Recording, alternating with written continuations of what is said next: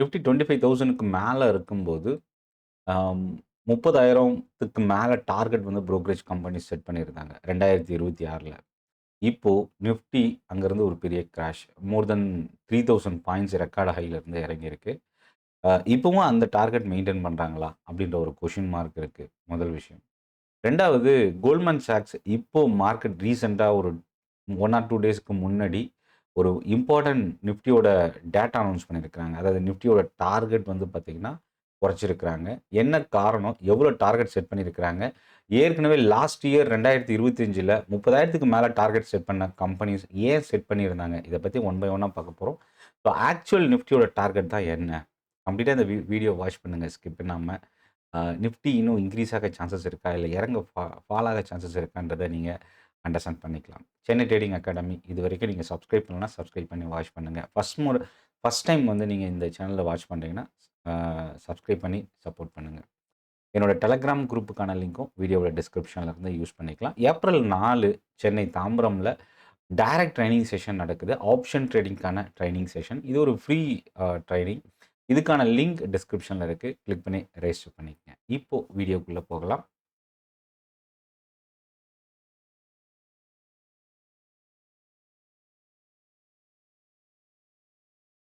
First வந்து Goldman சாக்ஸோட இந்த data தான் இன்னைக்கு ரொம்ப ஒரு ஷாக்கிங்கான ஒரு டேட்டா. ஆம், யாருமே எதிர்பார்க்காத அளவுக்கு இருந்ததுன்னு சொல்லலாம். 29,300 இந்த ஈரான், அமெரிக்கா, இஸ்ரேல் இஷ்யூக்கு முன்னாடி அதாவது லாஸ்ட் இயர் நிஃப்டியோட டார்கெட் வந்து கோல்ட்மன் சாக்ஸ் செட் பண்ணியிருந்தாங்க. 29,300. இப்போ அந்த டார்கெட்ட ரொம்ப குறைவா செட் பண்ணியிருக்கிறாங்க. ரொம்ப குறைவு அப்படின்றது கிட்டத்தட்ட மோர் தென் 2000 பாயிண்ட்ஸ்க்கு மேல டவுன்கிரேட் பண்ணியிருக்கிறாங்க. இப்போ கரண்ட் டார்கெட்ட பொறுத்தவரைக்கும் 25,900. அதாவது இதில ஒரு விஷயம் நம்ம கவனிக்கணும். என்னன்னா 24,000, 25,000 நிஃப்டி இருக்கும்போது 29,300ன்றது நியர்லி 4000 பாயிண்ட்ஸ்க்கு மேல. ஆனா இப்போ அவங்க செட் பண்ணியிருக்கிற டார்கெட் இப்ப இருக்கிற பிரைஸ்ல இருந்து மேபி ஒரு 3000 பாயிண்ட்ஸ் கிட்ட தான் இருக்கு. அப்ப என்னன்னா, நிஃப்டியோட ரேஞ்ச் வந்து அப் டூ 20,000 வரைக்குமான ஒரு டவுன் சைட் ரிஸ்க் இருக்குன்றதையும் இது மூலியமா நம்ம பார்க்க முடியுது. ஸோ இப்ப இந்த டார்கெட் குறைச்சதுக்கு காரணம் என்ன? முதல் விஷயம். 2வது புரோக்கரேஜஸ் லாஸ்ட் இயர் மிட்ல அதாவது 2025 மிட்ல அ குளோபல் புரோக்கரேஜ் கம்பெனிஸும் சரி, நம்ம டொமஸ்டிக் கம்பெனிஸும் என்னென்ன அப்டேட் பண்ணியிருக்கிறாங்க. ஸோ இப்போ இதில கோல்ட்மன் சாக்ஸோட ரிப்போர்ட் எடுத்துக்கிட்டோம் அப்டின்னா, ஓவர் வெயிட்ல இருந்து மார்க்கெட் வெயிட்டா ரெட்யூஸ் பண்ணியிருக்கிறாங்க. இது ஒரு டவுன் கிரேட் அப்டின்னு சொல்லலாம். இதுக்கு முன்னாடி என்ன ஸ்டான்ஸ் எடுத்திருந்தாங்கன்னா, இன்வெஸ்ட் மோர் இன் இண்டியா அப்டின்ற ஒரு ஸ்டான்ஸ்ல இருந்து நியூட்ரல் ஸ்டான்ஸா குறைச்சிருக்கிறாங்க. 12 மாச டார்கெட்டா 25,900 இதுக்கு முன்னாடி 29,300 இதுக்கு இவங்க இந்த சேஞ்சஸ்க்கான காரணம் என்ன சொல்றாங்க அப்டின்னா, க்ரூட் ஆயில் பிரைஸ் இன்கிரீஸ் ஆகுறது. இந்த ஜியோபொலிட்டிக்கல் மிடில் ஈஸ்ட் டென்ஷன் வந்து இன்னும் எப்போ முடியுன்ற இப்போ நியர் டேர்ம்ல இது சால்வ் ஆகுன்ற ஒரு சிச்சுவேஷன் ஒரு கொஸ்டின் மார்க். இது எல்லாமே வந்து பார்த்தீங்கன்னா, இப்போதைக்கு ஒரு நெகட்டிவ் இம்பேக்ட்ட கிரியேட் பண்ணியிருக்கு. இதில இன்னொரு விஷயம் என்னன்னா, எக்கனாமி பெரிய அளவுக்கு பாதிப்பு அடையும் இந்தியா மாதிரி இருக்கிற கண்ட்ரீஸ்க்கு அப்படின்றதையும் மென்ஷன் பண்ணியிருக்கிறாங்க. ஏன்னா மோர் தென் 80% நம்ம க்ரூட் ஆயில் வந்து இம்போர்ட்ட பேஸ் பண்ணி நம்பி இருக்கிறோம். மிடில் ஈஸ்ட் எனர்ஜி அ கண்ட்ரீஸ்லருந்து நம்ம வந்து இங்க இம்போர்ட் பண்றோம். மோர் தென் 80%. இப்போ இந்த ஜியோபொலிட்டிக்கல் முக்கியமா ஈரான், அமெரிக்கா, இஸ்ரேலோட பிரச்சனை, ஆ இந்த எனர்ஜியோட டிமாண்ட் சப்ளை பெரிய அளவுக்கு பாதிக்கப்பட்டிருக்கிறது. இதெல்லாமே பெரிய அளவுக்கு எக்கனாமிய கொலாப்ஸ் பண்ண வாய்ப்பு இருக்கு. 2வது ரூபி ரெக்கார்ட் லோ. எஃப்ஐஎஸ் வந்து தொடர்ந்து மார்க்கெட்லேருந்து ஃபண்ட வெளியில எடுத்துட்டு இருக்கிறாங்க. இதெல்லாமே வந்து அவங்க குடுத்திருக்கிற ரீசனா பார்க்கலாம். இன்னொரு விஷயம் ஜிடிபி 7%லேருந்து 5.9% ரெட்யூஸ் பண்ணியிருக்கிறாங்க. இது இன்னொரு பிரச்சனை. சிபிஐ இன்ஃப்ளேஷன் வந்து 0.7% இன்கிரீஸ் ஆகுன்றதையும் மென்ஷன் பண்ணியிருக்கிறாங்க. ஸோ இன்ட்ரெஸ்ட் ரேட்டுமே ஆர்பிஐயோட interest rate 50 basis points maybe 12 months period இவங்க குடுத்திருக்கிற இந்த டார்கெட்ல இன்கிரீஸ் பண்றதுக்கான சான்சஸ் இருக்கு அப்படின்றதையும் மென்ஷன் பண்ணியிருக்கிறாங்க.